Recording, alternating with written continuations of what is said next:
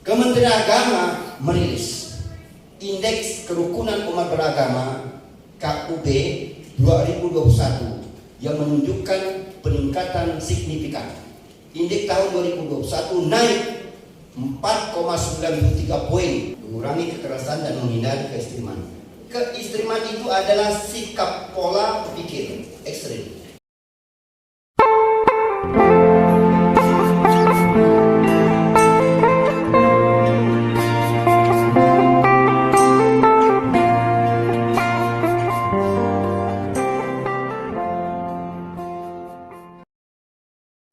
Alhamdulillah, wala haula wala quwwata illa billah.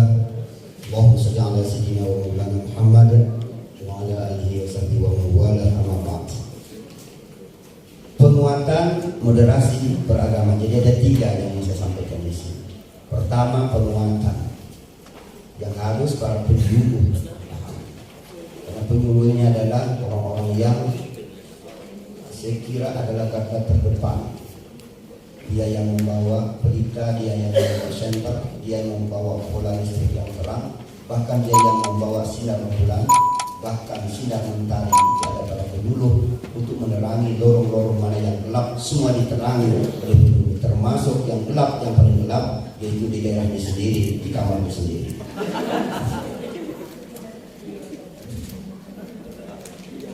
Itu tugas para penyuluh. Dan tugas para penyuluh yang kedua, para penyuluh ini adalah warasatul anbiya, melanjutkan tugas para nabi dan para rasul.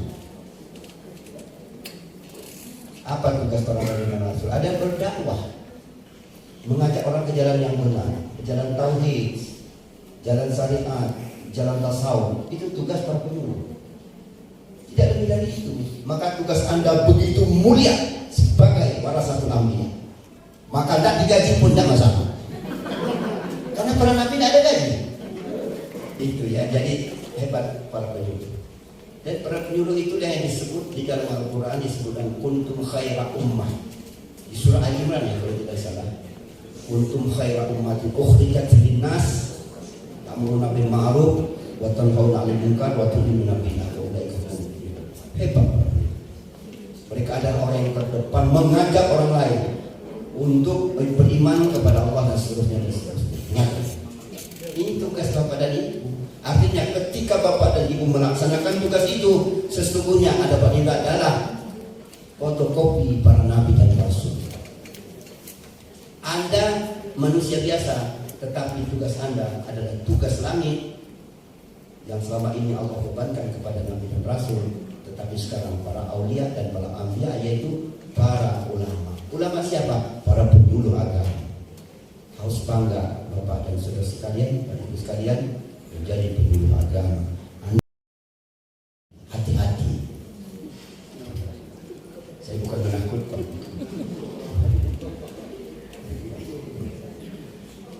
Baik, yang pertama adalah masalah penguatan. Ini harus tahu, para penyuluh harus tahu tentang penguatan moderasi beragama. Karena ini program prioritas Kementerian Agama. Penguatan moderasi beragama itu harus tahu substansinya. Saya hanya klik-klik saja kesempatan hari ini. Insya Allah mudah-mudahan 40-50 menit selesai. Sehingga tidak lalu cuma kata orang itu seolah-olah ahli tapi sebenarnya tidak ahli. Oleh karena itu harus kita pahami. Penguatan dari sisi arti, fakta dan data ini saya sampaikan. Dari sisi arti, ia adalah sesuatu yang ada dan sangat diperlukan agar terus ada. Penguatan, tidak ada, tinggal dikuatkan lagi. Jadi karakter bangsa Indonesia, karakter orang yang ada di Kalimantan, karakter yang ada oleh Kalimantan Barat, bahkan karakter orang-orang kota Pontianak, sesungguhnya adalah orang moderat. Tinggal dikuatkan lagi. Kenapa saat ini kurang moderat? Itu yang perlu dikembalikan, sekaligus dikuatkan kembali spirit moderasi. Jadi sesuatu yang sudah ada kita dikuatkan kembali. Kalau Pak Kakan Mana melarang untuk diekspos, kalau saya disuruh ekspos. Karena saya berharap supaya semua yang saya sampaikan ini, yang baik diambil, yang salah kalau dikritisi untuk dibetulkan, bukan untuk disiksa. Ya. Yang kedua, fakta. Ini saya bicara fakta. Maaf kalau Kota Pontianak Pontianak tidak saya apresiasi karena saya tidak mendapatkan data. WA kepada Bu Umi, kata Bu Umi nggak ada. Oleh karena itu maaf kepada Kakak Menak dan seluruh masyarakat Kota Pontianak kalau saya tidak menyampaikan banyak prestasi Pontianak semua. Fakta penduduk Indonesia per 27 April 2022 berjumlah 273.879.750 jiwa. Itu dihitung yang sudah termasuk korban COVID dan yang ada itu yang tersisa. 274 juta kurang lebih. Itulah penduduk Indonesia saat ini. Bagaimana hitungannya? 718 bahasa terdaftar per Januari 2022 dari penduduk 274 juta itu memiliki bahasa yang sudah terdaftar di nasional 718 bahasa. Kemudian memiliki budaya 1239 budaya per 21 September 2021. Ini data-data yang lalu. Berarti artinya perlu diupdate dan sekarang tentu lebih dari itu. 6 agama resmi dan diakui. Walaupun masih banyak ini mendaftar lagi, tapi sampai saat ini belum direspon oleh pemerintah untuk menambah agama lagi. Sebab kalau menambah agama lagi maka kita harus menambah satu lokal lagi untuk agama yang baru. Jangan rusak dulu nanti. Tapi tidak apa-apa, hak itu, hak warga negara kalau memang itu, tapi hak, tetapi terkait dengan kewajiban juga. Kemudian 102.508 jiwa belum beragama. Itu per 21 September 2021. Masih ada yang belum beragama, 102.508 jiwa belum beragama. Mungkin ada di Kalimantan Barat. Ada di Kabupaten. Ada. 0,6. Di mana tuh? Kalimantan Barat. Kabupaten mana? Kapuas Hulu, Kubu Raya, sama Sintang. Kenapa NT 33 itu tempat saya semua? Ini ada apa ini? Sabotase ya? saya punya data. Ya ada yang belum beragama sama sekali, termasuk Rocky Gerung.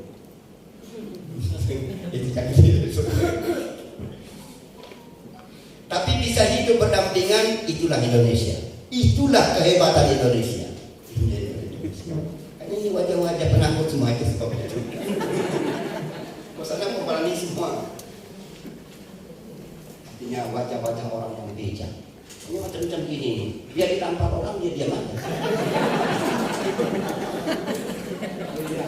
SPD Pak. Wajah pasrah semua. Suami takut istri. Tapi apa dasar kita? Orang yang nampak itu maka seluruh dosa saya akan kembali kepada dia. Itu dasar kita. Hati ibu-ibu suka nampak suaminya, habis dosa suaminya. Tapi sebaliknya begitu ya Bu. Jangan suami yang sombong, hati-hati. Istri masuk surga, dia masuk neraka. Kan rugi, setengah mati kita memberi nafkah, tapi kita belum masuk neraka. Ada kan? Ini saya katakan data ini. Kementerian Agama merilis Indeks Kerukunan Umat Beragama KUB 2021 yang menunjukkan peningkatan signifikan. Indeks tahun 2021 naik 4,93 poin dibandingkan dengan tahun 2020. Itu perbandingannya 67,45 dan naik menjadi 72,39. Itu 2021. 2022 belum kita rilis karena saya masih sibuk. Jadi artinya begitu peningkatan soal kerukunan umat beragama. Ini kerukunannya. Rata-rata nasional dari 34 provinsi di Indonesia. Kita lihat ini Kalimantan Barat. Nomor 1 Nusa Tenggara Timur. Indeksnya 81,07. Nomor 2 Papua 80,20. Nomor 3 Papua Barat 78,63. Nomor 4 Sulawesi Utara 78,35. Nomor 5 Bali 77,95 dan nomor 6 Kalimantan Barat 77,61. Ke bawah saya baca. Saya mau tanya Bapak dan Ibu, siapa yang bisa tahu Insya Allah yang sudah, insya Allah tahun ini kalau tahu akan saya hadiahkan naik haji bagi yang sudah dipanggil.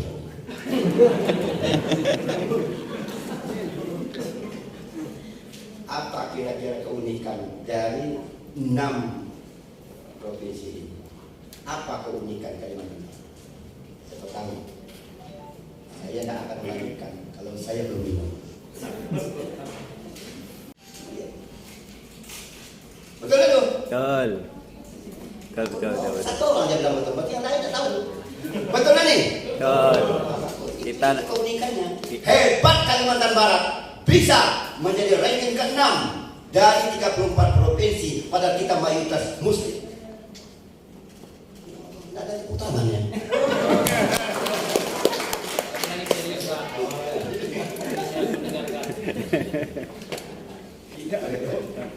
60,2%. Kabar luar biasa untuk tahun 2021. Saya kira Indonesia ini manu kepada Kalimantan Barat. Hebat Indonesia, tidak Kalimantan Barat. Tapi siapa dulu akan menang? Minta maaf kenapa akan menang, saya angkat di sini. Tapi saya tidak minta, mereka masih datang. Prestasi Kalimantan Barat, Provinsi Kalimantan Barat, FKUB Kalbar, FKUB Kabupaten Mempawah memperoleh anugerah Harmony Award tahun 2020.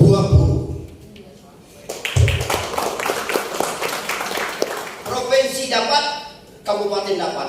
Di seluruh Indonesia tidak ada, kecuali Kalimantan Barat, dua-dua dapat. Tapi siapa akan menangnya? Mirat. Iya, makanya Pak Merah ke sini karena prestasinya. Makin lebar senyumnya. Nasional merespon Kalbar luar biasa, yaitu provinsi dapat, kabupaten dapat, dua-dua dapat, yang lain tidak sampai dua-dua. Kemudian kota Singkawang mendongkrak Kalbar memperoleh 6 besar indeks kerukunan se-Indonesia tahun 2021 yang tadi itu. Dan kota Singkawang memperoleh kota tertoleran se-Indonesia versi setara di situ.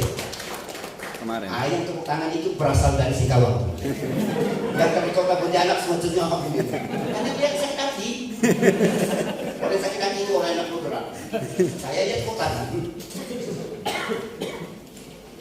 Itu jadi kota tertoleran se-Indonesia, bukan tanggung-tanggung, bukan kali-kali, se-Indonesia. Pernah ngukur apa pesan saya? Ya saya sih tidak pernah. Khusus kota Singkawang tahun 2022 dialokasikan anggaran dialog kerukunan dan sastra FKUB sejumlah 75 juta.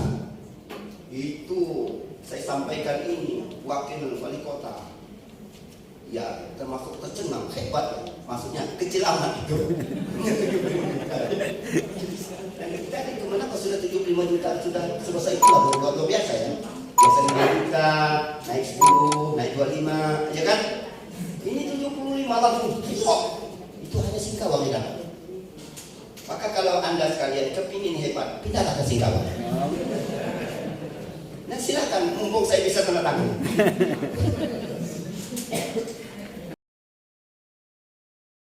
Judulnya, yang tadi penguatan, yang kedua moderasi. Apa moderasi itu? Ada beberapa. Saya coba ingin menjelaskan dari aspek arti, aspek analogi, aspek narasi, dan aspek substansi. Musuh-musuhnya watakwa. Jadi sifat yang baik. Jadi kita harus cepat keluar dari kegelapan fujur itu, masuk ke pencerahan takwa itu tugas kita. Maka perlu moderasi, mengurangi kekerasan dan menghindari keekstriman. Keekstriman itu adalah sikap pola pikir ekstrim. Kekerasan sifat dasar, ekstrim adalah sesuatu yang dibuat baru, jangan sampai ekstrim. Ekstrim berpaham, ekstrim bertindak, dan ekstrim macam-macam. Nah, saya kira ini dari sisi arti disepakati bahwa namanya moderasi itu adalah mengurangi kekerasan dan menghindari keekstriman. Lalu dari sisi analogi, perumpamaan, pembanding, kemisalan lah gitu ya. Apa sih moderasi itu?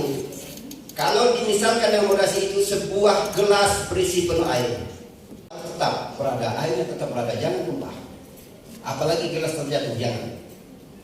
Kadang-kadang air itu dibawa berlari, ini berlari juga tetap, jangan sampai tumpah. Kan agak sulit, tapi harus dilakukan. Itulah tugas kita sebagai penyuluh agama, sebagai garda terdepan membawa misi dan mengusung semangat moderasi ini.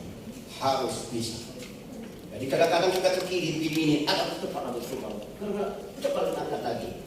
Artinya apa? Yang nama moderasi itu berada di tengah-tengah, tapi aktif, tidak boleh masuk. Dia begini, tidak ada guna. Tapi mengajak orang yang ada di yang ada di liberal dan ada yang radikal. Kita berada di tengah. Tarik yang radikal, bawa ke tengah. Tarik yang liberal, bawa ke tengah, supaya Indonesia tetap berdiri kokoh, NKRI harga mati.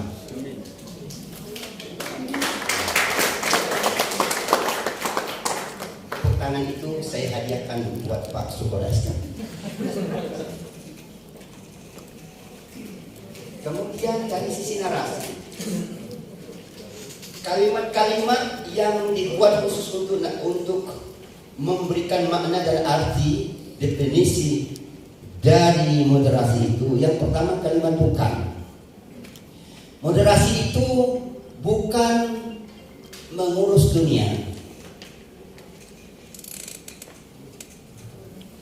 tapi juga mengurus akhirat. Itu kerjaan. Bukan hanya tidak obat saja. Moderasi itu bukan hanya mengurus pribadi, kelompok, tapi juga mengurus umat negara. Itu kalimatnya. Lalu kalimat yang ketiga bukan. Moderasi itu bukan radikal, moderasi itu bukan liberal. Kalau begitu bukan. Jadi kalimat yang bisa bukan hanya dan bukan. Itulah yang harus dirumuskan oleh saudara sekalian, ibu-ibu sebagai penyuluh, rumuskan kalimat ini. Kalau masih keluar dari kalimat itu, maka narasinya harus coba kita untuk diperbaiki. Setelah kita kritisi dan coba kita klarifikasi pada diri kita. Dan karena ini kerjaan kita waktu kecil, bahkan waktu yang besar sekarang masih. Yaitu substansi itu adalah hakim pertandingan bola disebut wasit. Wasit seakar kata dengan wasatan atau wasatiyah, yang berarti pertengahan atau selalu berada di tengah, atau mengajak untuk selalu berada di tengah, tidak memihak dan aktif merawat sportivitas pertandingan, serta sangat hati-hati tidak membiarkan gesekan perseteruan yang berakibat bisa keluar dari regulasi yang disepakati. Ini substansi dari moderasi. Dia seperti wasit. Jadi wasit itu dia tidak berada di tiang kepal, dia tidak berada di tepi lapangan, tapi dia berada di tengah-tengah, bahkan ikut seolah-olah bermain, tapi dia tidak bermain. Dia kontrol aktif melihat para pemain. Jangan sampai ada yang melanggar regulasi. Jangan sampai ada yang melanggar peraturan yang telah ditetapkan bersama ketika main bola itu. Ini main bola. Ini makna dari substansi dari moderasi itu, seperti wasit itu. Moderasi itu bukan agama. Moderasi itu bukan ingin mengubah kitab suci, ingin mengubah agama supaya moderat. Bukan, sebab agama sudah moderat, kitab suci sudah moderat. Cuman bagaimana cara kita memandang agama itu secara moderat. Jadi cara memandang, cara menafsirkan, cara bergaya, lifestyle dalam konteks agama itu bukan mengubah kitab suci. Cara kita memahami kitab suci bukan mengubah agama, tapi cara kita memahami agama. Jangan salah paham. Moderat itu bukan mengubah agama dan bukan mengubah kitab suci. Cara pandang kita terhadap agama dan kitab suci haruslah moderat. Dalam kitab suci kan ada anjing ada dalam Quran. Ya hadis ya? Ada ya? Anjing, lidah anjing saja.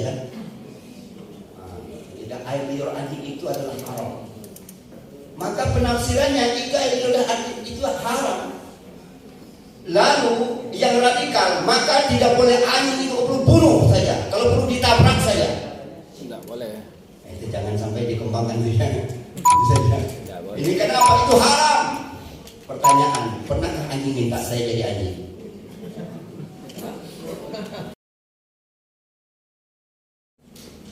Lalu kenapa kita terlalu radikal pada dia? Apa pemiliknya nama lah? Itu persoalan. Kita mencoba mengemas, mencuci otak kita yang mungkin keliru selama ini.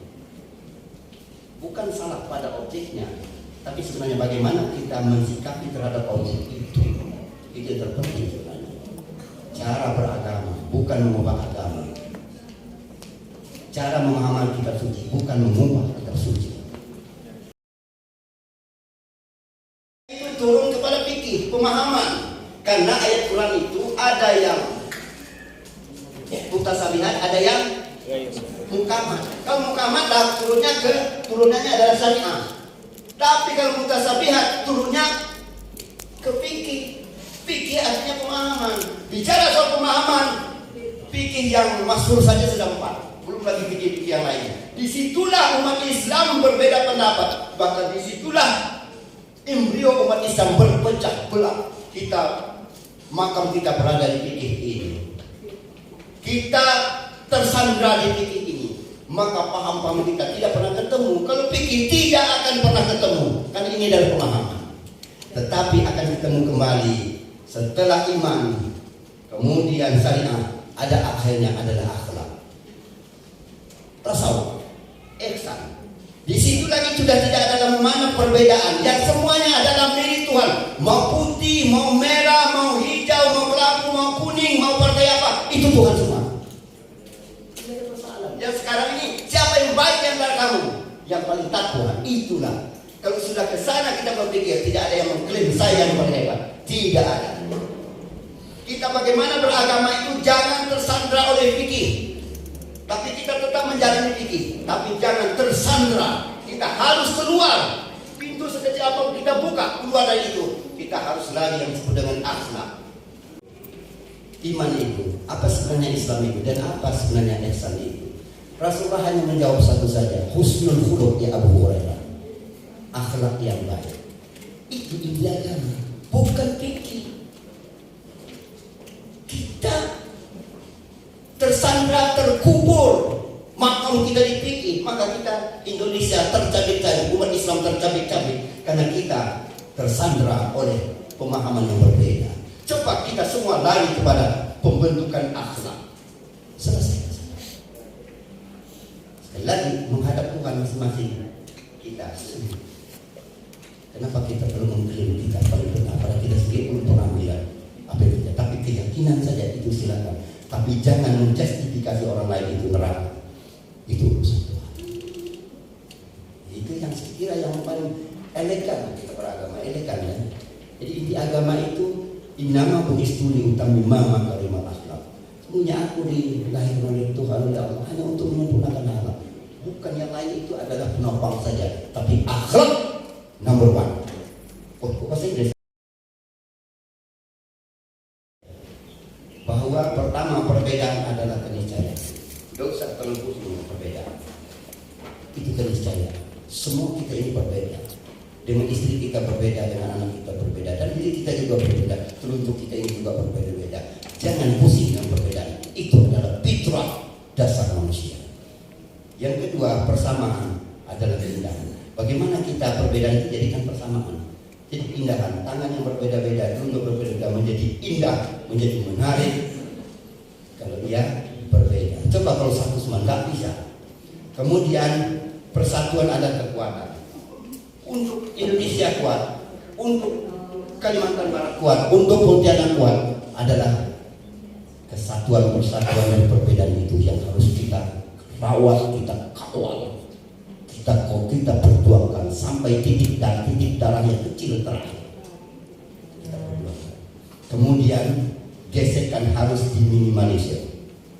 Jangan kalau ada gesekan jangan dibesarkan tapi diminimalisir.